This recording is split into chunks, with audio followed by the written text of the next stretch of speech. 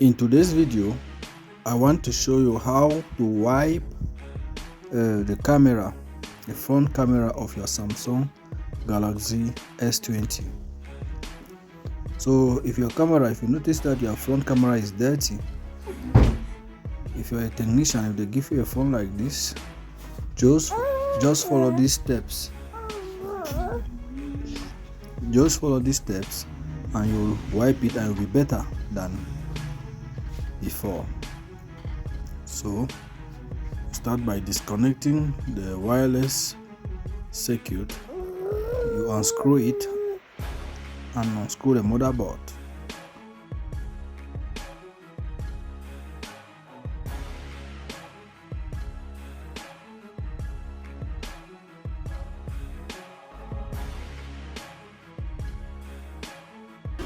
If you have any question, please put it in the comment section. I'll answer you personally.